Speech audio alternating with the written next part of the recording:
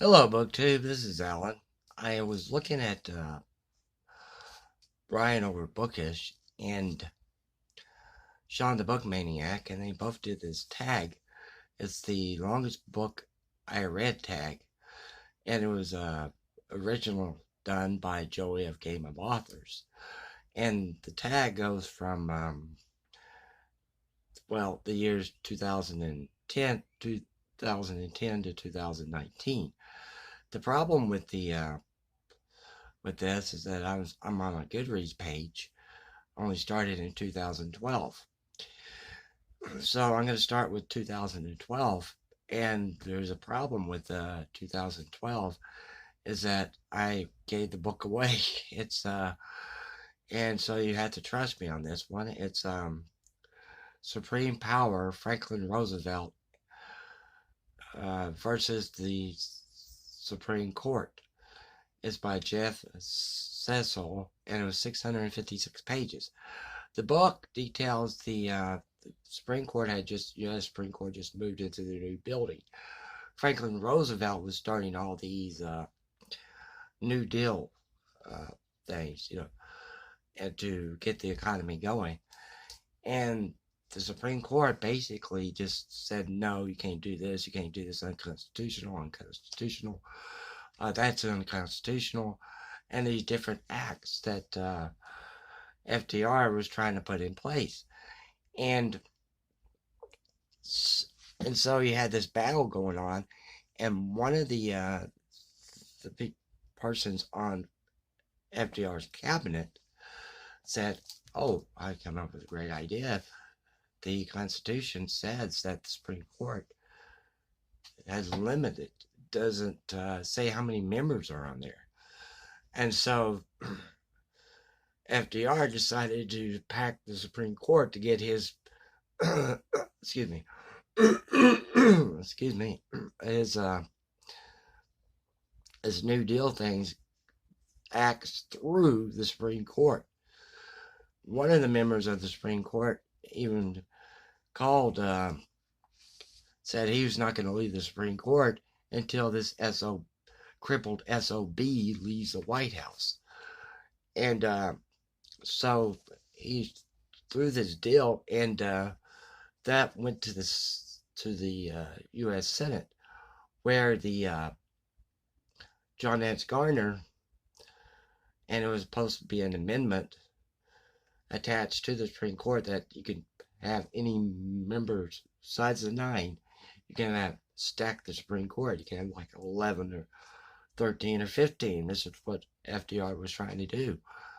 And so the when when this amendment came up in the U.S. Senate, FDR's vice president John Nance Garner held his nose and had a thumbs down.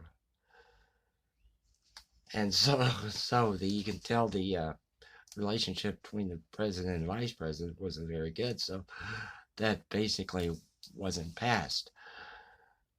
So that was Supreme Power, Franklin Roosevelt versus the Supreme Court by Jeff Cecil, 656 pages. Let's go on to 2013. Well, as you can tell back here, right here, that I have to, it's what you have, the problem you have when you have one bookcase, is that you have to pile everything on top of the bed or on the floor. And you also have to go through the gray tubs that I have. 3 gray tubs. You have to go through those. And you have to come up with searching for books. So that's why the stack is on the bed.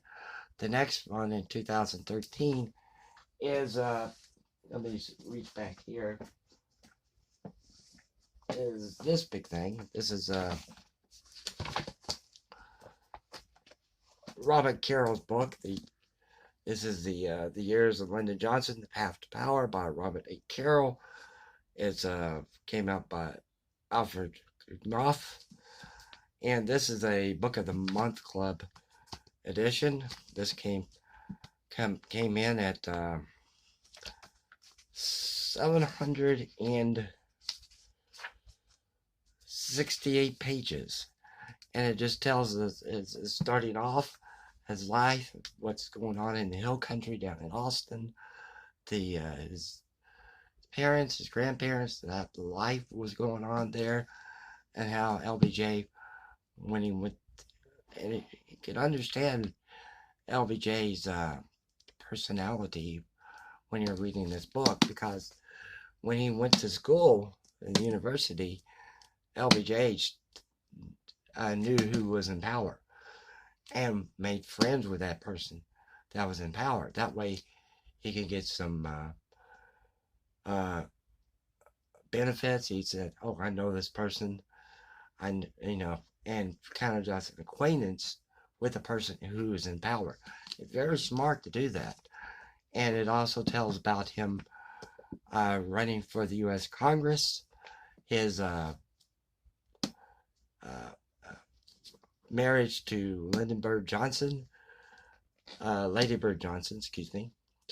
His going to Congress, he's meeting with FDR, and goes with FDR, and so FDR was in power, so he has to go find the person that's in power.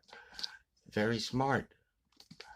And this goes all the way through until his run for the U.S. Senate, which is in another book. So that's Path to Power, The Years of Lyndon Johnson, and Robert A. Carroll. This book came out in, let's see when this book came out.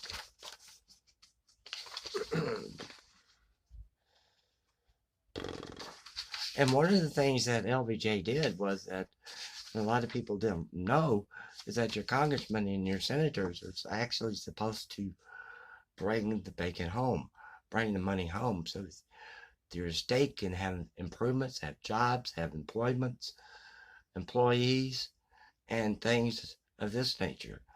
And LBJ, during the time when he was before he was in, I believe it was before he was in charge of one of the work programs, and he set up the rest stops in Texas. He was in charge of that. So this came out in 1982. One other book I read that same year in 2013 was this is John Adams by David McCallum. This is minus the dust jacket, and this came out. This came under 651 pages. Excellent book, good book. I enjoyed this one. So David McCallum, John Adams, produced by Simon & Schuster. Let's move along here. The 2014, and that would be Truman, by another book by David McCullough. This is extremely good, very good. It does sort of have a theme going on here, because you have LBJ, and this is a very good paperback edition. I believe it won the Pulitzer Prize, and this is came out in 1992.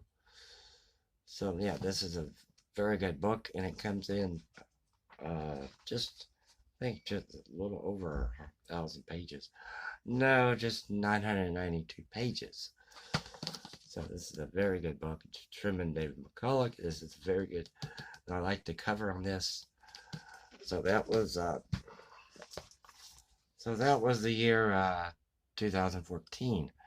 2015 was another Lyndon Johnson book. This is The Years of Lyndon Johnson, Master of the Senate by Robert Carroll. This is a very, very good book, and after LBJ stole the election for the U.S. Senate, infamous Box 13 down in South Texas, which came up with he made a joke out of him, called himself Landslide Lyndon. And there was another joke that appeared in the paper. This little boy was on the curb crying. And this man comes up to him, said, Jose, why are you crying? He said, oh, my grandfather didn't see me. And the man said, well, Jose, your grandfather died 5 years ago. And Jose looks at the man and says, yes, but he came back and voted for Johnson. So, yeah, that was... and so this is 1,040 pages. And of course, just like I mentioned in the previous book, LBJ knew who was in power. And so he went to the person that was in power. And that's what he did. He knew that he was good friends with Sam Rayburn, who's the Speaker of the House. And he was in charge with the Russell of Georgia. I look up the name here. And the Russell Senate building is named after Russell. So this is the... and Robert Caro, I was listening to a talk that Robert Caro gave after he published this book. And Robert Caro said that Lyndon Johnson ran the Senate the way the Founding Fathers set it up. And the after that, it has been run since. There's a overleaf picture of the U.S. Senate. And he knew who was in power, so he just went to them and cajoled them and manipulated them. And he brought a lot of things to Texas. In fact, in the book, that first book I mentioned, Texas didn't have electricity. They didn't have running water. They didn't have basically anything. And so it was Johnson who passed through the Congress and got through the Senate things that benefited the people of Texas. And that's what the senators and representatives are supposed to do. That's why the Dallas Morning newspaper didn't endorse the current U.S. senator, because he hasn't done anything for the state. Hasn't done anything. And so that was Master of the Senate. That came in at 1,162 pages by Robert Caro in 2015. 2016, I read... longest book I read was Stephen King's 11/22/63. This is a... this book came in at 842 pages. On my Goodreads page, I gave this 3 stars because it's just like, well, you had this person, Jack Epping, who his student, it was a GED class. One of the students is a janitor and is limping all the time. And so Jack Epping meets another guy who owns a restaurant, hamburger joint, and that guy tells him about a portal to go through. And then he goes through it, he comes back, and he said, oh, you could save President Kennedy's life. You can go back and save his life. But the problem is with the story is that right there is that what's his motivation for going back and saving President Kennedy's life? Stephen King doesn't mention it. He also, Jack Epping goes back and saves the janitor from being attacked by his father. Well, and then so you have this butterfly effect that you change something, everything else would change. And so he goes back and kills the janitor's father, but the janitor dies in Vietnam. So it's like you just mess with time. It's best to just leave it alone, let things alone. And Jack Jack Epping, and I always wondered why go back and kill the man's father, because the janitor had a job. I mean, he was self sufficient. I mean, he was going after his GED, need more education. He was doing fine by himself. He didn't need this guy to go back and kill his father. Well, and also he goes to the story. I was reading somebody on Instagram who was showing this book and said, "Oh, it's just a romance story between Jack Epping and this other woman. It's so romantic, so loving." Until that Oswald guy got in the way. Well, and Stephen King said his son Joe Hill helped him write some of the book, so it's not very good. Neither is the ending of it. So that was Stephen King's 11/22/63. I read that in 2016. 2017. Excuse me. Excuse me. I read Harry Potter and the Order of the Phoenix. I don't have that book. I got rid of them. I've only read 6 books in the Harry Potter series. 2 I liked. 1 was best. The others, no. No, this Order of the Phoenix came in at 870 pages. The problem with the book is that J.K. Rowling used adverbs, 8 of them on every single page, like his scar on his forehead throbbed painfully, and used so many adverbs that when I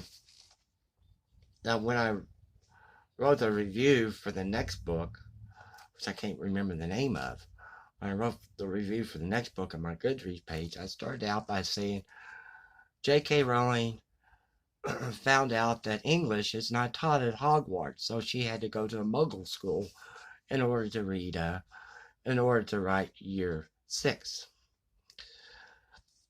So that was Harry Potter and the Order of the Phoenix, but J.K. Rowling, that was 870 pages, which I got rid of. 2018, the longest book I read is Stephen King's It. I gave this book 3 stars over on Goodreads. I was in a Stephen King's, one time I was in a Stephen King, reading all the books by Stephen King. I read 39 of them. This book came in at 1,138 pages. Excuse me. I'd gotten this book before, and I tried to read it. It was a first edition, and it was like 5 years ago. I tried to read this book, and I couldn't, because he switches from the children to the adult, the children, adults, children, adults, children, adults, and I couldn't get. That was very confusing for me. It wasn't like the movie where you had the children playing part 1 and the adults playing part 2. That would have been a lot better. I'm not scared. I don't consider this as a very scary book. The suspense, no, it wasn't very suspenseful. It was just wasn't good. And also it had the last half of the book where you had the kids defeating it, and you had the gang banging at the end. It's like, what is going on with this? I mean, Stephen King must be sexually obsessed with this. I remember when I was looking for this one time, I wanted an autographed copy of this and Stephen King in the first edition. So I went on to eBay, and there were 2 there was a auction going on between, and it was one person started the bidding at $9,999.99. Someone else started the bidding on a Stephen King first edition It autographed, $20. At the end of 7 days, I believe 5 or 7 days, the person that started his bidding at $9,999.99 had 0 bids. The person that started his bidding at $20 ended up selling the book for $465. And this one is kind of hanging on to this one. I don't know why. And the same guy that had the bidding for, started a bidding for a first edition signed copy of It, also had a first edition signed copy of The Shining. And he started the bidding at that one at $9,999.99. He got 0 bids. Go figure. It came out in 1986. This is the 7th printing, it says. So that's Stephen King's It. Okay, 2019, just last year, I read, reach over here and get it. This is In Quiet Flows the Dawn by Mikhail Shchernikov. And the Goodreads says it's 1,408 pages. And I cannot figure out how it got to 1,408 pages when this paperback is only 554 pages. To me, that doesn't make any sense. And because it doesn't say that it is condensed like your Reader's Digest versions, and it doesn't. And so I don't know why it, what the problem is here. It first came out, first Vintage International Edition, November 1989.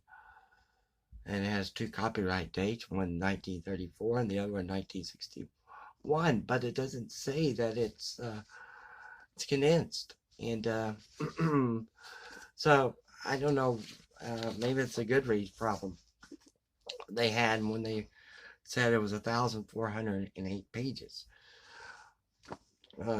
68 pages, excuse me, 1,060. And this only goes up to 554 pages. And this is about the Cossacks, the Don Cossacks, who are still around today. And they are very defenders of Putin, of Russia.